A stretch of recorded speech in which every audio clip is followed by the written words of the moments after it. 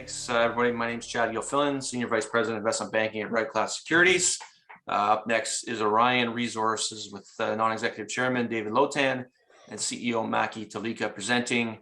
Aurion is working extensive land position in Finland with a number of discoveries already under its belt. Gentlemen, you have 10 minutes, 5 minutes for questions. People online, please use the Q&A link to register any questions you have. Gentlemen, David, over to you. Thanks so much, Chad. So many of you know the Aurion story already. The company came to prominence in 2017 when it press released the discovery of quite an extensive surface expression of gold in this old growth forest here in Finland, right next to a logging road. The overall sample ended up being about 1,200 boulders over a kilometer by a kilometer and a half, averaging about 25 grams per ton. And you can see a lot of these giant fragments of quartz had this beautiful visible gold here. And it was very quickly the darling of the venture that year. Went up to a couple $100 million. It was 2017, and we were just off of a long bear market, and it was quite a valuation at the time. Since then, the discovery has fleshed out. We made our discovery in drilling in 2018. The discovery hole was 3 meters of 800 grams. So it's quite a high grade discovery. It's a new concept for the district, which had primarily been explored for base metals over the years. And we've locked up most of the good ground in conjunction with our neighbor Rupert Resources, who've made their own very interesting discovery this year. We've got a couple of majors on the balance sheet. Kinross is a strategic investor at 9.9%. Goldcorp bought 5% of the company in the stock market after being part of that process, and their successor, Newmont, is now a 3.5% shareholder, and we're cheap. Got about $12.5 million at the bank at June 30th. Management is still the largest ownership group of the company at close to 16%. Kinross is number 2. Newmont is also on the balance sheet, as I said, at 3%. Eric Sprott owns about 4% of the company, and Ross Beatty the same. I am personally the largest shareholder at around 10.5%. I put about $2.5 million into the company in the last year or so, most of that in the last 6 months. And I do that both in financings and through the stock market. As mentioned many times, I'm a volunteer chairman for the company. I take no compensation, no stock options, nothing that other passive shareholders don't receive. As I mentioned, we were the darling of the venture in 2017. You can see us as the gold bar on the histogram starting on the left-hand side of the page. We were quite an outlier at the time. Since then, exploration has perked up, the interest in exploration has perked up with investors, and discoveries have been happening all over the world that have generated a lot of attention. But in particular, next door to us, Rupert Resources, you can see them on this right-hand histogram here, where our market cap has dropped substantially and theirs has increased quite substantially. Here's a close-up of that. Of course, we're keenly interested in what's going on with Rupert. The discovery that they've made is in places within 50 meters of our mutual border, and it's a super high grade, super high yield discovery in that really in the first 10 drill holes, the company added $800 million of market cap. While it's come off a little bit, and I think that's almost inevitable when companies publish resources, Rupert has gone from being an 85-cent stock to being a $4.50 stock, and I think it's generating a lot of interest along with us in the producer community. Why is all this here? Many of you have seen this slide before.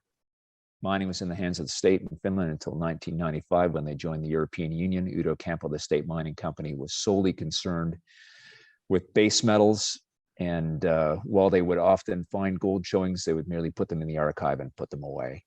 Another reason that I think Canadian juniors didn't find their way over here is it's at 67 degrees latitude. If you were at the same latitude in Canada, conditions are extremely rugged. It's $5 million, we estimated, a minimum for a fly-in, fly-out camp, positioning diesel fuel and doing all the things you need to do to keep people alive at that latitude. But because of the Gulf Stream, it's 20 degrees warmer at the median here in the coldest month of January, and there is no permafrost. And permafrost is what has wrought havoc on all of these Arctic gold mines that Agnico bought from Cumberland and Comaplex. They were sensational looking deposits, but most of them went $1 billion over budget in the building, and they unfortunately will likely have low IRRs. That's not the condition here. This is Timmins or Northern Ontario style weather. Agnico has another gold mine here within about 40 kilometers of us, and it's quite profitable and one of their showcase operations. All of this, however, leads us to think of the area that we're in as Timmins 110 years ago, or Red Lake 90 years ago, or Kirkland Lake 95 years ago. We don't think the best stuff has been found here, and we think, in fact, the pace of discovery is only accelerating since our discovery of Amorusko in 2016 and 2017.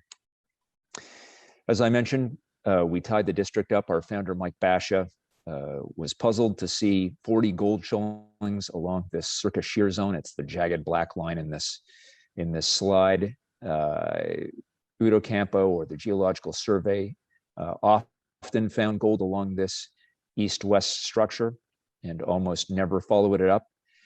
It wasn't really until Ritter Hitten took over a project that had been discovered by a road construction crew way up north there that Finland was even thought of a place to find gold mines.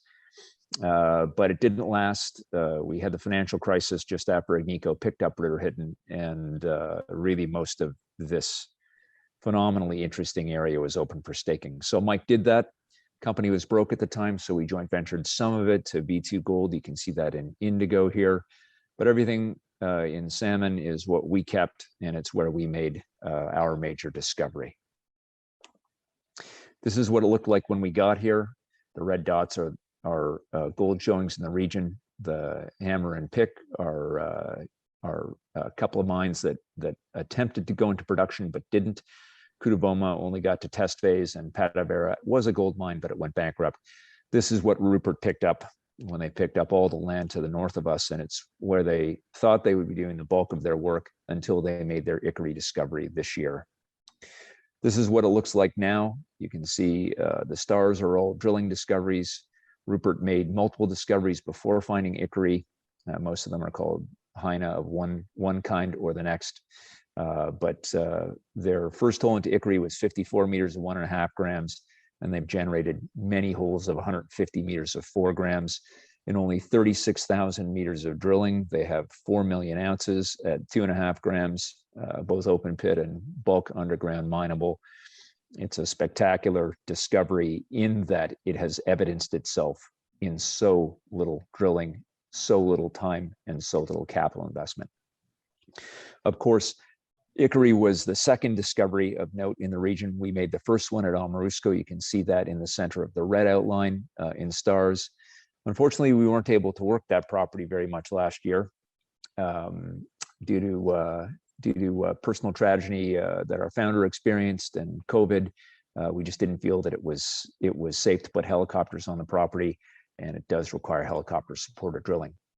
The property itself has an extensive surface showing of gold. You can see all of these purple, orange, and yellow dots here extending sort of along the circa shear zone all the way down onto our Lowney property. I've personally never seen anything like it. In scale, it would fit Timmins or Kirkland Lake, probably both of them really, when you think that Kirkland Lake is mostly the Golden Mile and all the best mines in Timmins are within 9 kilometers of each other. And of course, that's Dome Hollinger and McIntyre. And all of those were found within 12 months of each other. This is what the geology looks like. You'll note that Ikkari on the left-hand side of the page was discovered right on the boundary between those purple rocks and that yellow mottled showing. That's the sedimentary basin. That domain boundary, we think, is extremely important to the story. You'll note that it extends onto our joint venture ground towards Kuduvoma, which is the gold deposit that is already discovered there and in progress with B2 Gold. And you'll also note that that domain boundary stretches for about 15 kilometers on our 100% owned property and that Amorusko and Notches, a discovery we made at surface in 2018, are very close to that domain boundary. And we think that there's probably some inaccuracies on the map here, and that those discoveries are not just in sediments, but also probably in proximity to some of the older volcanic rocks as well, which were very important to the Ikkari story. Amorusko went to sleep in 2019 and unfortunately hasn't awakened until just recently. Our founder, Mike Basha, lost his son, Ben, in November of 2019. We finished up some programs there, thought very hard about what to do as Mike was on break from the company. And as you'll note from this 3D, it's relatively sharp-looking topography. And for most of the time we were working on this discovery, it required helicopter-supported drilling. Mike has left the company, unfortunately, although he continues to be in touch with us, and we hope he will be more active in the future. And in the meantime, Matti Talika, who is one of our directors and is an old hand at exploring for gold in Finland, decided that he would be willing to join our company as CEO. And Matti brought with him some fresh ideas and a revolutionary exploration technique, which is recycled rubber tires.